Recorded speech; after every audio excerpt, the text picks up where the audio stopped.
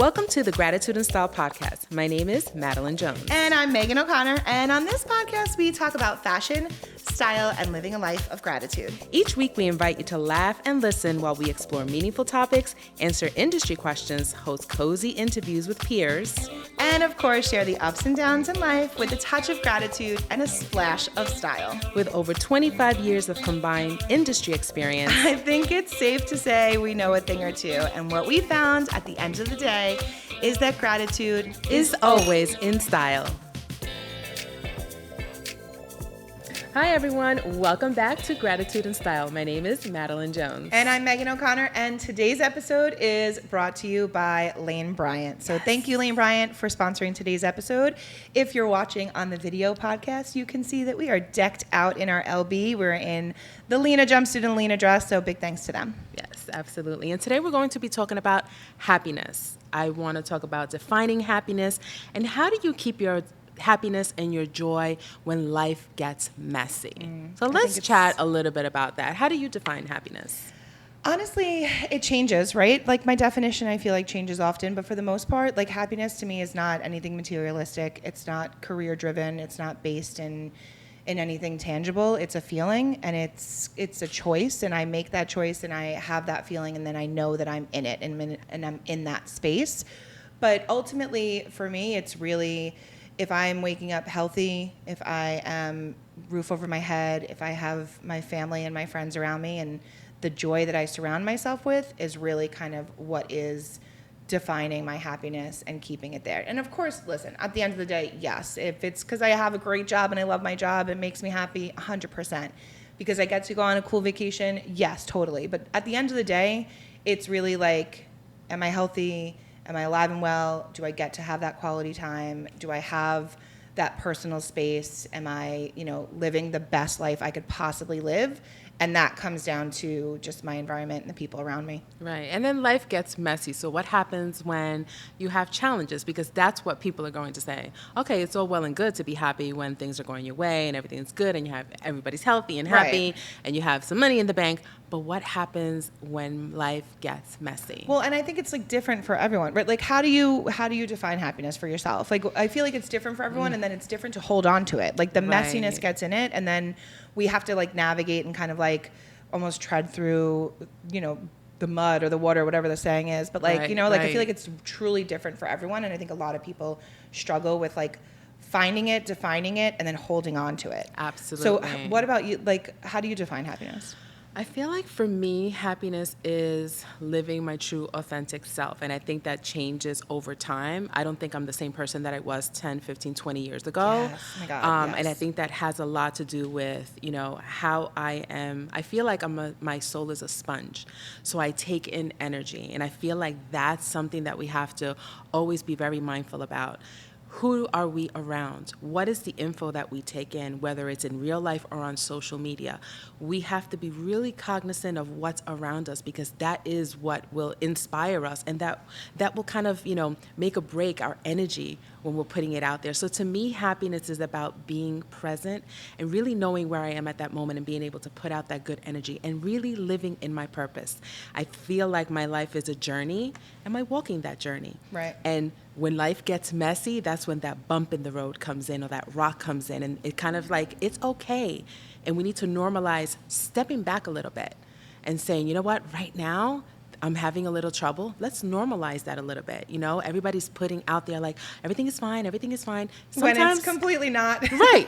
Maybe it's not okay. Right. And that's okay not to be okay. Right. You know what I mean? But it's trying to figure out and holding on to that joy and that happiness.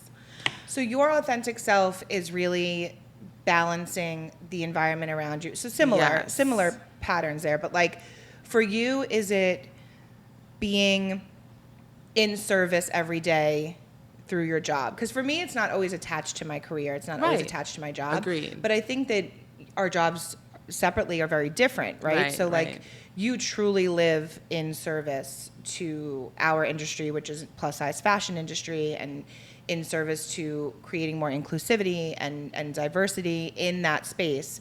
So does that make you more your true authentic self? Like being able to do that daily, does that cause your does that create your happiness? That definitely is. I remember one time someone asked me, like, what do you do for fun? And I'm just like, I have fun every day. Right. When I work, I'm always having fun. I love what I do. It's not like, okay, now I'm going to stop working so I can have fun. Right. No.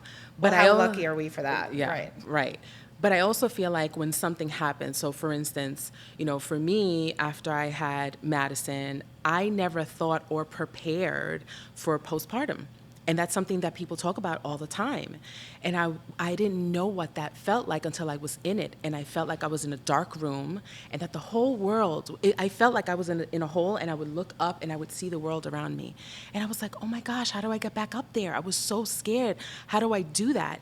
Because I didn't prepare for it and I didn't know what that feeling was going to be like. So how do you hold on to your happiness and your joy? Here it is. I just brought a life into this world. I should be so happy and so joyful and celebrating, but I'm having these feelings. And how did I do that? Was trying every single day. Every day I remember going to the mirror.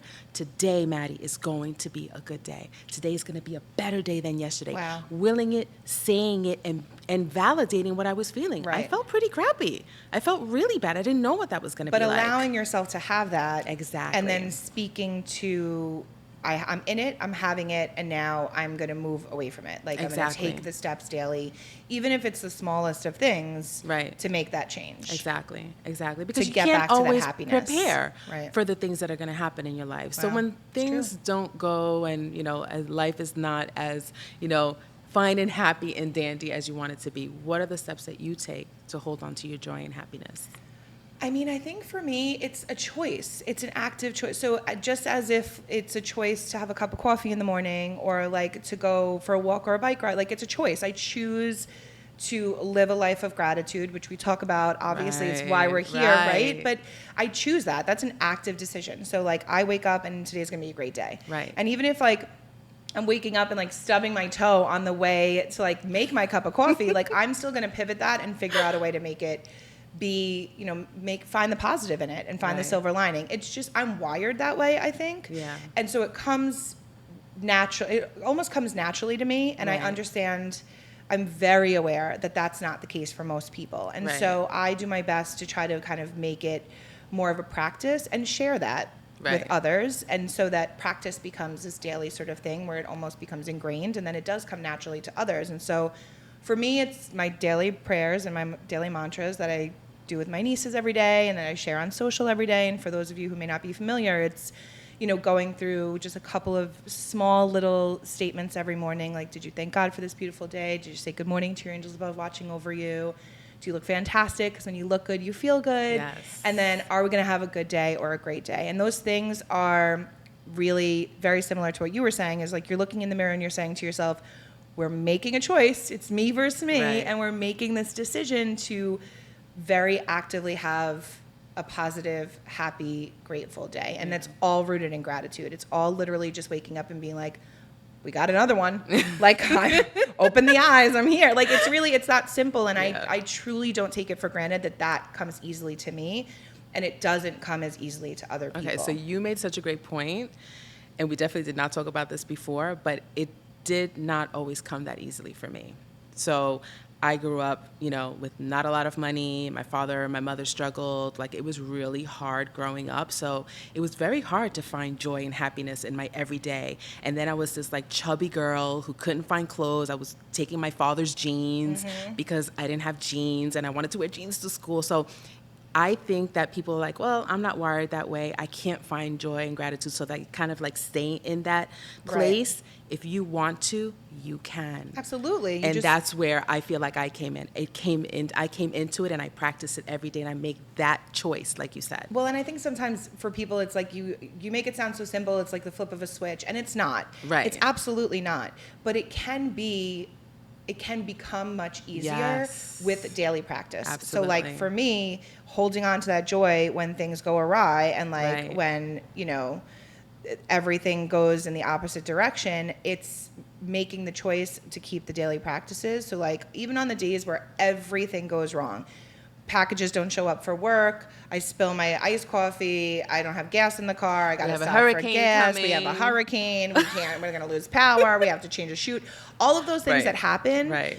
I just find the silver lining, and Right. like it's through that daily practice, and it only comes easy to me because that's how I was raised, right? Right, So it's not just that I woke up one day and I was like, oh yeah, everything's glass is half full. Like it's just I was brought up that way, Yeah. and so that's why it's easy for me, and that's Yeah. why it becomes a daily practice, and why it's so important for me to share that with other people. Yeah, because and I love that. I think that that's the reason. That was our connection. We used to talk about this, and we didn't realize that what we were talking was creating gratitude and style. We've been talking know. about this for years. How do we change the narrative?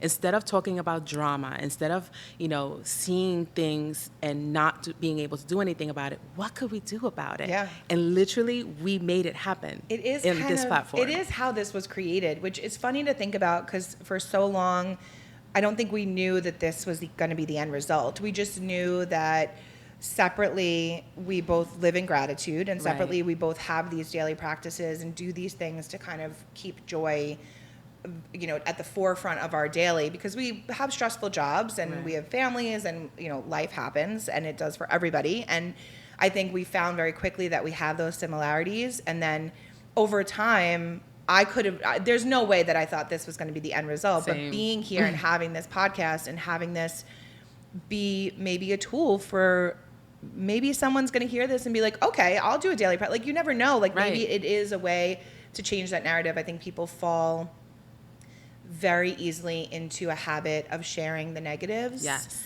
So like instead of saying like, how's your day? Oh, well, this and this. Like instead of saying the things that went wrong, why aren't we saying the things that went right? Exactly. Or why aren't we celebrating the things that are working in our favor? Absolutely. Or even the smallest things like, oh, it stopped raining. Awesome. Right. Bonus. Like, hurricane came through. We didn't lose power. Score. Right. Those little things. And I think that's kind of the importance. Like that's really what we landed on when it came down to gratitude and style. And I think that we need to talk about what happens on social, because now it's not just, when I was growing up, there was no social media. It was just like whatever happened in the schoolyard or whatever happened in the neighborhood. Mm-hmm. But now, especially the younger generation has to deal with not just in real life, but on social media. And us too. I mean, we do. Forget about the younger generation. Us too. The middle to not older, but older generation too. I don't even know what that generation was. I know, but it's true. I mean, I think like at the end of the day, it's kind of what you said before. It's okay to take a step back. And I think we do need to normalize taking a break. And I think we do need to normalize pausing and maybe being less available. I think the issue becomes, because we're on social media for our jobs and our careers, right? And now because of this new project, this is also a part of it. Right. We're in front of people, so we're front facing. So oftentimes the responsibility is a little bit heavier because you don't want to remove yourself from the conversation, and you want to be in it, but at the same time, you don't want to be consumed by it. Exactly. And so a lot of it has to do with, I think, how we manage what we consume and our presence. And so we've talked about like kind of taking a digital detox or just removing yourself for a little bit of time. Right. And I think it makes all the difference. Yeah. And I think for people that can't completely, because I have a hard time because of, what I do and now this, I think it's finding the balance. One of the things that my business partner and I always say is, how do we work smarter and not harder? Mm-hmm. How do we do that? And that's finding the balance. So I'm all for unplugging, but when you come back in, don't go right back into the rat race. Right. Like literally figure out how to manage so you don't have to always step back because I'm so exhausted. Instead, step back because you want to, and because you want to be with family or loved ones. So key. That way you're finding that balance, and it's just becoming part of your lifestyle. Right. And the balance is there. I think that's really important. And I think it has a lot to do with like what you said. We're different versions of ourselves. So like 10 years ago, me never took breaks. Right. And she just ran herself into the ground. And now I'm like, I'm gonna go on a trip. Like I need a nap. Like I need to break. Like I have to get my coffee first. Like I don't care if it's gonna make me a couple of minutes late. Like the priorities have shifted, and I think the priorities shifted for the better, because it's really to manage my own. It's a self-care act. It's an act of self-care. It's an act of taking care of me so that I can then be who I need to be for other people. Right. And checking in on yourself. I think Yeah. checking in and saying, these are the things that trigger me. I remember one of my girlfriends saying, at this time, I was going through this, so I had to, mute on social media or not follow. I love a good mute. I love a good mute. She's like, it wasn't about them. It was about where I was, and I couldn't handle that stream. It was a reflection of her. It was a reflection of her. Well, of course. So sometimes it's not, we're so easy to say, oh, she's so this or he's so that, and we have to check in with ourselves first and see where we're at. But it's so powerful for her to be able to say, this is a reflection of something about me. Right. It has nothing to do with these people. Right. So I'm going to adjust my situation, and I'm going to mute somebody, not because I dislike them or I don't agree with them, or which is okay too. Right, absolutely. Lord knows I mute all the time. But it's mostly because she recognized in herself that she needed to do something to better her scenario. Absolutely. I appreciate that. And Me I too. respect that. Like, I often do that too. Like, I kind of live for the moments where I have to be like, yeah, I'm on vacation. I'm like taken away from my phone. Like, I'm just going to post like daily mantra, daily prayer, and like a couple of things. And then I'm just not so in it, because it's helpful to reset and to kind of just like pull back. Absolutely. Yes. That's smart. Good for and her. I also feel like surrounding yourself with like-minded people helps a lot. You can't always help who you work with, and you try to make the best out of the Right. situation. But I think that in your personal life, whether it's online or in real life, it's really, really important to try to manipulate who's around you. Make sure that they're like-minded like you. Well, Because- that's like, that goes back to holding on to the joy, like you said. Like, that's a Yes. tactic. Like, for me at least, that's for sure. I surround myself with people who think the same way, who act the same way, in terms of like seeing the glass half full, silver linings, living a life of gratitude, happiness and joy, because then to me, it's easier for me to keep that afloat and to keep that part of Exactly. my life at the forefront, and to stay, balanced in my joy and my happiness, so that when things get crazy, Right. and when I get a flat tire on the side of the road and then need to wait and this, that, and the next thing, and like have to reschedule my whole day, I can just say, okay, let me just pause for a second. Like, I'm being slowed down. Someone is telling me to stop and take a minute, and like Right, I can right, find that, right. because my first phone call is to someone who thinks the same way. Right, exactly. And it's not a panic. Yeah, And it's yeah. and we've had that conversation, Yeah. because we've had to already pivot 100,000 times with the podcast. Oh my goodness. And we're very like-minded Right, in that, right. like, we don't need to stress over it. It's Right. not a big deal. Absolutely. But it's also finding those things. So, for me, it's finding meditation, doing yoga. There are certain things that I do on a weekly basis Yeah. that help me to keep me in a certain place, because it doesn't come naturally to me. And I always tell, like, I used to be the person that I wish I was more like my sister. My sister is exactly like you. She finds the joy and the good in people. And I was just like, oh, how are you like that? Yeah. It took a lot of time, effort, and practice. Yeah. But you also need a me. I'm Absolutely. it comes naturally to my sister and to you, but you also need a me. I'm a little bit rough around the edges. You know what I mean? And I'm 100%. always working to be a better person. But when my sister needs somebody that's going to be there, that's going to be a little like, Maddie, what should I do? I'm there, and I'm Right. going to tell you. So everyone's personality is valid. So I'm not saying this is how you need to be, and you need to be like totally, No, well, it's it- unrealistic to Right, think that way. exactly. No one's like that 100%. Exactly, I'm exactly. certainly not like that 100%. But for the most part, it's the practices and like those tools that we use to Yes, maintain that. Exactly. So, I mean, I do. I think that, you do meditation often. Yes. And for me, it's just like my daily prayers and like exercise or family time. Yes. That keeps me grounded. It also keeps me humble, because Lord knows they're not going to let me think I'm anything beyond what I am. But, I think it's important to have those tools and to Absolutely. and if maybe it's listening to your favorite song or your favorite playlist or Yes. your favorite podcast. But I think it is important to have some sort of tools so that you can create that daily practice, so that you can kind of maintain that happiness, because it's hard. Yeah. It's And I hard think out in these it's- streets. Exactly. My And I think God. it's really important for us to be able to tell our listeners, whether they're watching us or just listening to us, that this is going to be part of our ongoing, whatever we're doing, whether we're talking to someone, we have a special guest, or we're doing a little fashion, segment. Yeah. It's all going to be rooted in gratitude and style and joy, and Yeah. keeping your joy in there. So And I think hopefully that's, Yeah. people can come to us for that sometimes. absolutely, yeah. Here's hoping. Yeah. Fingers that's crossed. it. So, Yeah. don't forget, if you are going to come to us for that, you got to like and subscribe and follow us and do all those things and come back for more episodes. And Yes. stick Come with see us. Yes. And follow us on social. We'll be totally on social Yeah. all the time. Kind of, sort of. Managing.